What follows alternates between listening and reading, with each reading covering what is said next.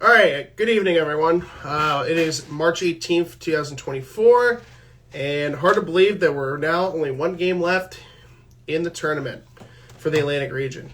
So anyways, it's been a crazy week of college basketball so far with Division 2 and Division 1 so far. We'll talk about March Madness with Division 1 in a little bit later on in this episode. We are in the second to last episode of this series for this season. We'll have a recap of the Atlantic Region Championship game on Wednesday, and then most likely won't have another episode for quite a while. So we're in the penultimate episode of the 23-24 season. So let us begin. Before we start with the games from Friday and Saturday, we had some major awards going out to players for the Atlantic Region's team. KJ McClurg of Cal, which was not a surprise, wins the D2CCA Atlantic Region Player of the Year, which was no surprise. So that ends the streak of West Liberty. The last 2 years it was held by College of Charleston's point guard Bryce Butler, who was at West Liberty the last 2 seasons, had won this award. So congratulations to KJ McClurg on winning this prestigious award. He is joined by first team All-Region of the All-Atlantic team, Jalen Olson of Winston-Salem State, Eddie Colbert III of Charleston, Josh Mahafa of Gannon, and Justice Schultz of Lock Haven. Second team includes Matt Dade of Millersville, Marcus Johnson of Wheeling, Lakeem McGaley of East Stroudsburg, Anthony Pittman, which we'll talk about here in a little bit, from West Virginia State, and then, of course, Ethan Porterfield was made honored as second team. I feel like he should have been a first team, but either way, congratulations to all the players who were selected on this list. It was selected from 2 all-region teams. You heard teams from the CIAA, the MEC, and, of course, the PSAC. Along with Independence, Bluefield State, and Salem. So we have 6 players from the PSAC, 3 from the MEC, and then 1 from CIAA. Congratulations to all the players who were selected on the list. KJ McClurg is now eligible for the D2CCA National Player of the Year and All-American consideration. He joins former standout and Loyola Chicago forward Philip Alston as one of only 2 players. This is the only players in the last 2 decades to earn all-region accolades from Cal, while being the only player in program history to win Regional Player of the Year. He enters the tournament ranked 6th in points with 697, the 3rd most in school history. He's 9th in scoring at 22.5 points per game, 53% from the floor, 41.1% from 3, 83% from the free throw line. He sits 9th in the region in field goal percentage and 6th in three-point field goals made, while converting the 6th most free throws in the nation. The Morgantown native has scored 20 points in 18 games with 6 30-point performances. This was, of course, before the Atlantic Region tournament began. Like I said, he was voted the PSAC West Athlete of the Year. He was first team All-PSAC, which was no surprise there. He is one of only 3 players that was on the 2 editions of the Beva Francis Award, leading the Vulcans to their first time being in the top 25 since 2008 when they last won the PSAC, finished runner-up. They were as high as number 8 on the season, which is where they finished for the tournament. So congratulations to KJ McClurg once again on winning that award. Now let's get to the games. So the first round was on Friday. One word that describes all 4 games that happened in the first round: blowout. The closest matchup of this first 4 games of the first round was 16 points, which we'll get to shortly. Let's talk about the team that actually was the host of the number 1 seed. That was Gannon, coming off the PSAC championship, their first PSAC conference championship win in the first PSAC conference championship since 2015, taking on Lincoln in a rematch. This game actually was really close in the beginning. In the first half, and then it started becoming a runaway in the second half. For Lincoln, their number one scorer was Baker Cleveland, 22 minutes played, 12 points, shooting 4 of 8 from the floor and 51 of 2 from 3. 3 rebounds, 2 assists, 1 steal. And then Amir Moore with 10 points, 2 rebounds. Oh, I can't count. 4 rebounds. Wow, they got me on this one. But yeah, anyways. So we got that going. Gannon, their number one scorer was not Joshua Mahaffa. It was actually Ernest Shelton. 21 minutes, 5 of 9 from the floor, 3 of 6 from 3, 17 points, 2 rebounds. He had so 17 points and 2 rebounds. Joshua Mahaffa, who was on the first team All-Atlantic region, 16 points, 4 of 8 from the floor, 0 for 4 from 3, 5 steals, had 0 rebounds. He had 1 assist. So Gannon advanced to the second round, taking on the winner of West Liberty and Millersville, and ended up being West Liberty by 22 points. The first matchup, Gannon versus Lincoln, it was the first matchup between these two this season, 97-93, Gannon winning 97-63 in the first round matchup. The first half of this game was really good, 42-41 in the first half in favor of West Liberty. Second half, though, was a whole different story, 58-37 in the second half in favor of the Hilltoppers, winning 100-78. Their number one scorer was Jami Ested, 17 points. Matt Dade and J.D. Gross, 15 points. Day Waters with 13. For West Liberty, their number one scorer was Ben Sarson, 16 points. Kyler DiAugustino, 14 points. John Corte and Link Schuler, 13 points. And Chas Hins rounding out with 10 points. In the 2 games that I actually attended was Cal. I ended up going to Cal for the 2 games down in the South, about a 95-minute drive. Cal beats West Virginia State by a score of 96-80. First half was really good, 42-36. This game was actually back and forth. Anthony Pittman, the guy we talked about just a moment ago, 30 points in his last game for the Yellow Jackets, 10 of 19 from the floor, had 5 rebounds. They shot 46% from the floor, 31% from 3, 71% from the free throw line. Cal shooting 56% from the floor, led, of course, by the Atlantic Region Player of the Year in KJ McClurg, who had 26 points with 3 rebounds, 5 assists, and 2 steals. Jermaine Hall Jr. had 22 points on the floor, 7 of 11 from the floor, 8 rebounds, 2 assists, 1 block. Donald Whitehead Jr., the former Hickory Hornet, had a very good first playoff game in the NCAA March Madness tournament. 19 points in all 40 minutes played, 5 of 10 from the floor, 7 of 7 from the free throw line, 1 rebound, 3 assists. Pretty good game for them. Cal, again, 56% from the floor, 44% from 3, and 85.7% from the free throw line. In the other 2 games, Millersville shot 50% from the floor, 40% from 3, 72% from the free throw line. West Liberty shot 54% from the floor, 24% from 3, 79.2% from the free throw line. Gannon shot 30 of 68 from the floor, 7 of 28 from 3, 30 of 36 from the free throw line. Lincoln, 23 of 64 from the floor, 6 of 21 from 3, and 11 of 20 from the free throw line. Now we move on to the round of 32. Gannon taking on West Liberty. No surprise, Gannon again completely dominating this game. Top scorers for West Liberty was John Corte, 19 points, 10 rebounds, 3 assists, shot 7 of 11 from the floor.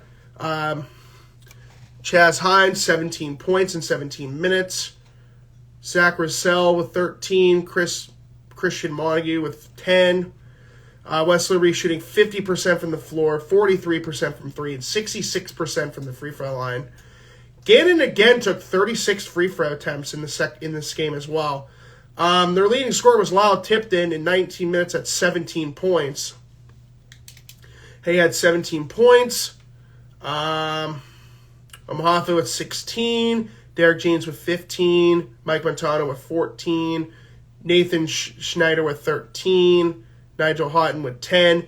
Gannon shot 50% from the floor, 32.3% or 35.3% from three, and 69.4% from the free throw line.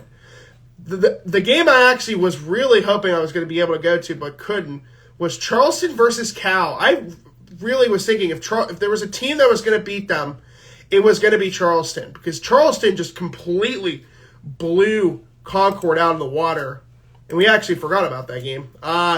Because it was pretty much a snooze fest for Concord. Concord's number one scorer was Javon Later with 17 points, 7 of 9 from the floor. They shot 38% from the floor, 9% from three, and 61% from the free throw line. Charleston shot 62.7% from the floor and 61.1% from three, 72% from the free throw line. Colbert with 18, Dwayne Jones with 12, CJ Meredith with 10, and Darius Baker with 15. And Obina Ugazaki with 12. Yeah, they had a shooting day. That really good shooting performance over there. Now we get to Charleston and Cal. Let's talk about this game. So Charleston's top scorer was Eddie Colbert III. We had 33 points, 12 of 16 from the floor, 4 of 8 from three, 7 rebounds, 1 block, 1 assist. Dwayne Jones with 18 points. They had two guys with only double-digit points in this game. Dwayne Jones, 7 of 16 from the floor. They had 19 of their 25 buckets in this game. And 7 out of 8 three-pointers made. Charleston as a whole, 48.1% from the floor, 29.6% from three, and 71.4% from the free throw line. Cal, KJ McClurg led the way once again with 22 points, 7 of 15 from the floor, 1 rebound, 2 assists, 1 steal.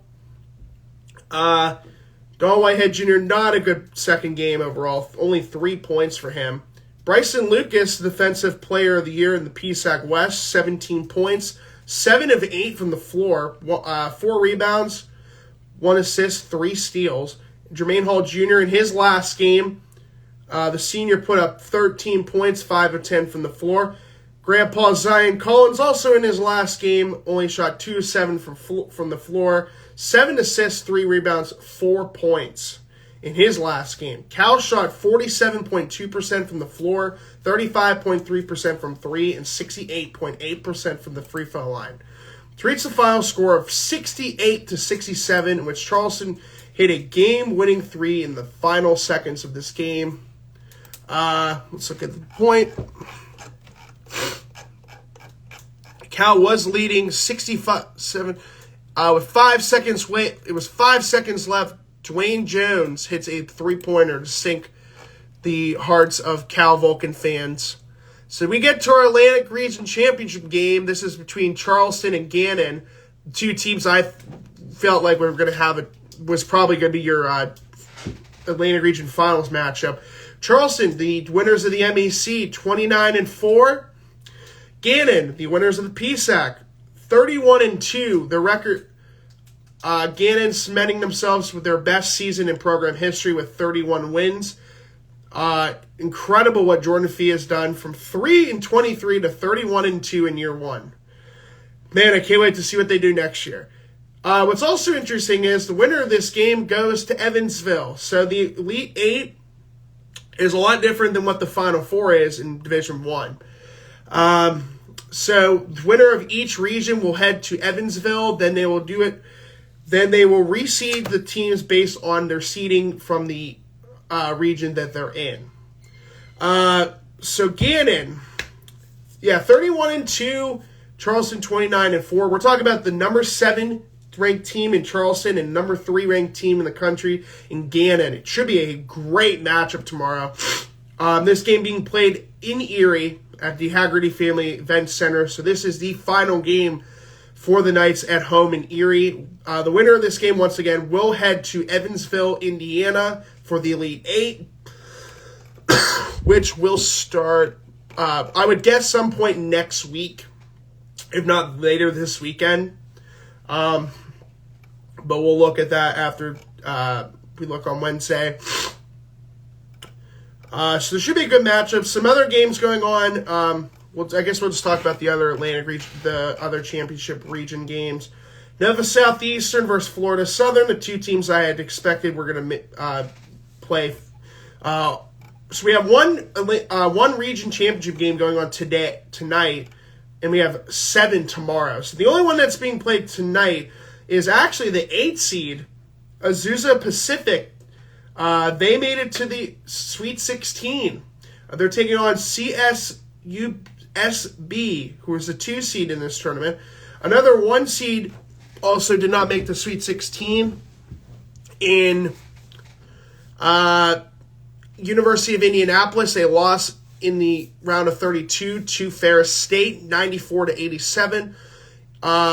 We got Ferris State, 5 seed, Lake Superior, facing off against 6 seed Lake Superior State. That's tomorrow at 7. The other regions, number 1 seed St. Michael's taking on 3rd seed Southern New Hampshire tomorrow at 7. West Texas A&M, the 1 seed, taking on Colorado Mesa, 3 seed at 8 p.m. tomorrow. And then the other 2 ones, this is going to be another good one. I'm really excited about this one. Number 1 seed Minnesota State, who I believe is number 2 in the country. So it goes Nova Southeastern, Minnesota State, and then Gannon as the top 3 programs in the country right now. Minnesota State, number 1, taking on number 2 Northwest Missouri State. They had recently won the 3 straight national championships before somehow losing in the round of 32 last year. So you know this is going to be a phenomenal matchup. This is an 8 p.m. game as well. And then the last one, UNG versus number 6 seed Lander at 7 p.m. tomorrow. So the 1 seeds that made it, I think we only had one seed lose in the opening round. Yeah, so one seed did not make it, and they lost by 1 point to Azusa Pacific. That was Cal State LA. So I knew there was going to be a possible 1 seed. So let's see, 15. Southern Connecticut State was a 6-point game. That was a close one. It's another 6-point game between UIndy and William Joel. 9 points between UNG and Wingate. 7 points between Minnesota State and Arkansas Tech. Yeah, Nova Southeastern dominated. Gannon dominated. All right, so that's it for right now for the Division II rankings. Let's get into something that's even more fun to talk about. March Madness. We are finally heading into the week of March Madness. I am so excited. Cannot wait to be doing this. I am super pumped. Now, can I get to the other side of the bracket? Well, that's okay. Hold on.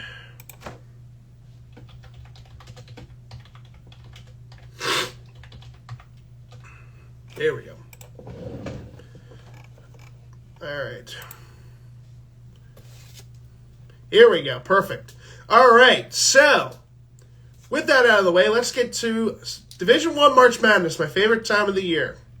We got the number 1 overall seed from the East region. That is UConn, the winners of the Big East tournament. They were pretty dominant all year. The defending national champions. First form, actually, hold that foot. Screen's being really slow. Okay, here we go. So they're taking on Stetson. This is in Brooklyn at the Barclays Center. 2:45 game. So this is going to be the second of 2 games going on in the afternoon.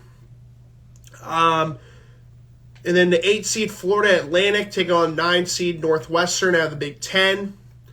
The 5 seed out of the Mountain West, the San Diego State Aztecs taking on 12 seed UAB Blazers. 4 seed Auburn taking on the winners of the Ivy League, Yale.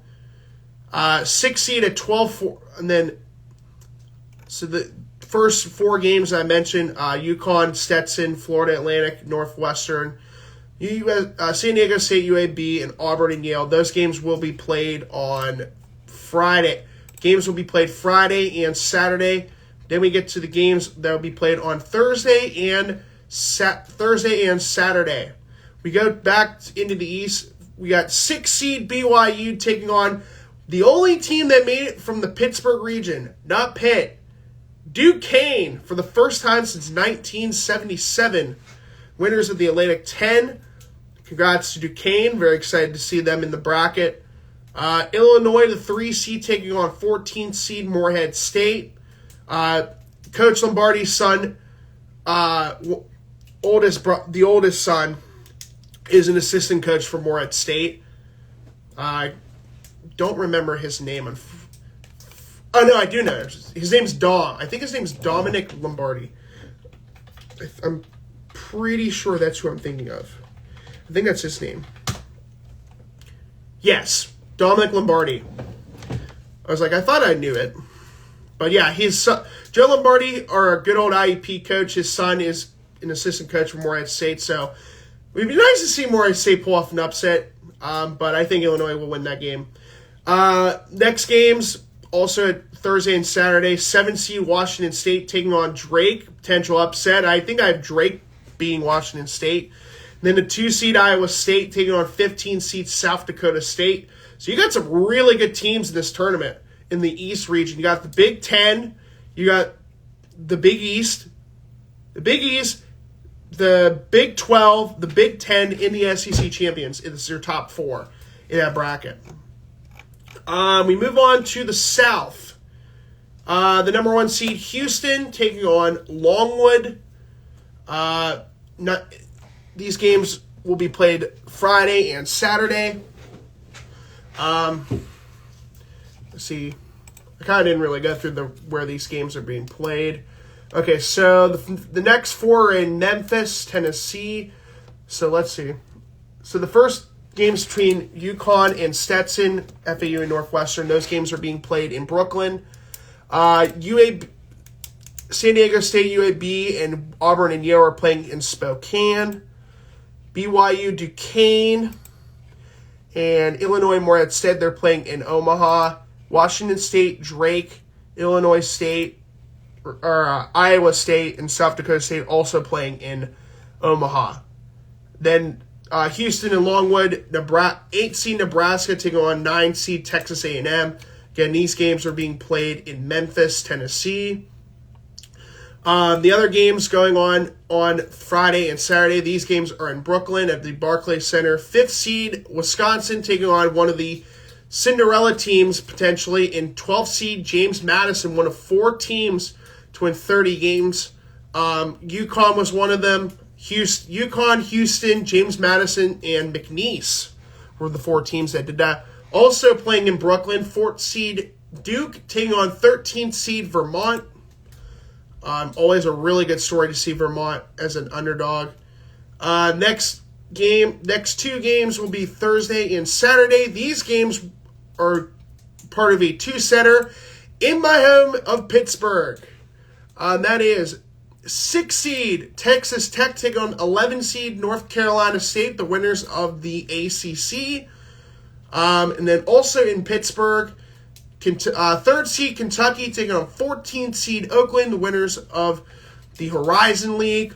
Kentucky, it is a homecoming for head coach John Calipari, the native of Moon Township, Pennsylvania, and Clarion alumni. So pretty cool to see that happen. 7's next 2 games are Friday and Saturday games as well, being played in Indianapolis at the Gainbridge Fieldhouse. Florida, number 7 seed, taking on, I think it's the winner. They'll take on the winner of the first 4 matchup tomorrow. That is, or first 4 matchup on Wednesday between 10th seed Boise State and Colorado. And then the 2 seed Marquette taking on 15th seed Western Kentucky. Moving on now, we go to the Midwest. Purdue, the number 1 seed, These games will be played also in Indianapolis on Friday and Sunday. Purdue taking on the winner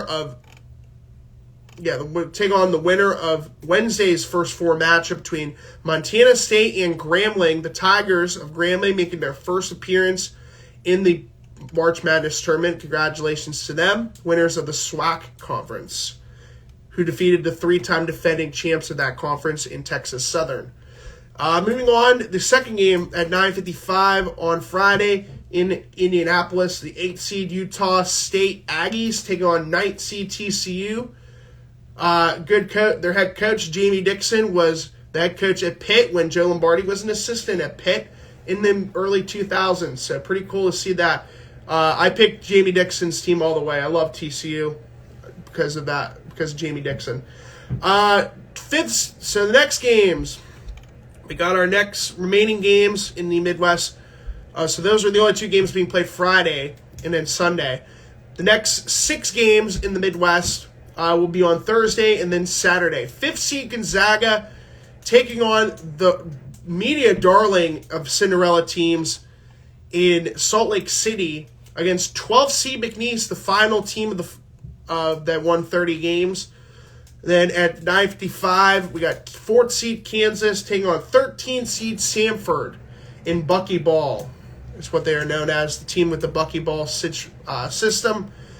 Could they be an upset team to watch out for? Timeout 12. And then the final 2 games going on in Pittsburgh on Thursday and Saturday will be 6th seed South Carolina taking on Oregon, number 11 seed at 4 p.m. And then at 1:30, first game of the day in Pittsburgh, will be 3rd seed Creighton taking on 14th seed Akron, the winners of the MAC of the MAC tournament. So they only have to drive about an hour and a half to go to PPG Paints Arena. This is a big upset one. South Carolina versus Oregon, man. I think South Carolina is a very underrated 6th seed. South Carolina beat Tennessee earlier this year. I have South Carolina going to the Elite 8, if you find that hard to believe. Also, on Thursday and Saturday, this is at the Spectrum. Okay, so we're in Charlotte, North Carolina now. The 7th seed Texas taking on the winner of the first 4 matchup on tomorrow against Virginia and Colorado State. Texas will face the winner of that matchup at 6:50. At 9:20, this is going to be a really exciting one. Thursday at 9:20, number 2 seed Tennessee taking on the media darling from 2 years ago in St. Peter. 2 years ago in St. Peter's, who beat Kentucky 2 years ago. They made it all the way to the Elite 8, small school in New Jersey. Could they maybe make another Cinderella story? Time will tell. Finally, in the West, these games will be played. First 2 games are playing on Thursday and Saturday at 2:45 p.m. We have the number 1 seed, North Carolina. These games are played in Charlotte, North Carolina. So basically a home game for North Carolina. The Tar Heels will take on the winner of the 16 seed tomorrow. That is Howard, the winners of the MEAC, and Wagner, the winners of, they beat Merrimack. I remember the conference they were in. But Howard and Wagner, and Howard has a guy who's been playing college basketball for 8 years. If Ohio State fans may remember Seth Towns, or maybe Harvard guys know Seth Towns, he missed 3 years with medical redshirt and had an extra COVID year. So this is his last year officially. And he's still 26, 27, still playing college ball. He's one of their best players for Howard. So it'll be interesting to see what happens there. They'll take on number 1 seed North Carolina. At 12:15, we have Mississippi State taking on 9 seed Michigan State. Then the next 4 games will be played on Friday and Saturday. 5th seed St. Mary's, the Gales winners of the WCC tournament. These games are being played in Spokane, Washington for the next 2. Taking on Grand Canyon University, another 12 seed media darling. 4th seed Alabama taking on Bryce Butler and number 13 seed Charleston, winners. They beat Towson in the semifinals of the CAA tournament. They went on winning the CAA tournament. Also on Friday and Sunday, these games in Memphis, Tennessee, at the FedEx Forum. 6 seed Clemson taking on 11 seed New Mexico. I have New Mexico winning that game, surprisingly. Then at 12:40, Baylor, number 3 seed, taking on the winners of the dynasty of the Patriot League in Colgate, 14 seed. Then the final 2 games, we have these games being played on Thursday and Saturday in Salt Lake City. 7 seed Dayton taking on 10 seed Nevada. And then finally, the 2 seed Arizona taking on Long Beach State University, the 15 seed. And it's funny because their head coach was agreed to go on separate terms. And they ended up winning their conference championship somehow. So, crazy how they made it. And now they're keeping him for the remainder of the season. Might be till Thursday. So, who knows? Every game's his last game now. Teams that did not make it, I was really surprised they didn't make it. Indiana State, they had the guy who was known as Kareem Abdul-Jabbar. The one team I'm really surprised that didn't make it was Pitt. I thought Pitt for sure was going to be a lock. If they would have beat UNC, they would have definitely been in. And I think they should have still been in my personal opinion, as a at-large team. But, and then my team, Villanova, they are in the NIT tournament. They are a 1 seed. And they are taking on VCU on Wednesday. So the tournament begins tomorrow in the NIT. Yeah, they play VCU on Wednesday at 9 p.m. That's a really late game for an East Coast game. I mean, it is what it is. Let's take a look. We got I think North Texas. Yeah, North Texas was the defending NIT champions. Pitt declined on their tournament run. So we're just looking at some of the teams. You got, I think Ohio State's a 2 seed. I'm pretty sure. They're taking on Cornell. Georgia versus Xavier. Let's go with the NIT games on Tuesday. We got LSU versus North Texas, the defending champs of the NIT. Providence versus Boston College. Georgia versus Xavier. Ohio State versus Cornell. Central Florida versus South Florida. Should be a good matchup. Virginia Tech versus Richmond, Butler versus Minnesota, Iowa versus Kansas State, Utah versus UC Irvine. Wednesday, Villanova versus VCU, Seton Hall versus St. Joseph's, Philadelphia school, Indiana State versus SMU, Bradley versus Loyola Chicago, Princeton versus UNLV, Wake Forest versus Appalachian State, and Cincinnati versus San Francisco. They were a lot of CBI, CIT. I don't know. We had some games there, I guess, for the CIT. But that's pretty much it for where we're at right now. So Wednesday, I will be talking about the recap of the Atlantic Region Championship game. And yeah, that will be it for the PCBC for the 23-24 season. And then we'll be back next season for maybe I'll go through during the summer, maybe in August, towards the end of August when school session begins, do a recap when the schedule's finally released for IEP. But that's pretty much it for this episode. I'll see you guys on Wednesday for the finale of the 23-24 season.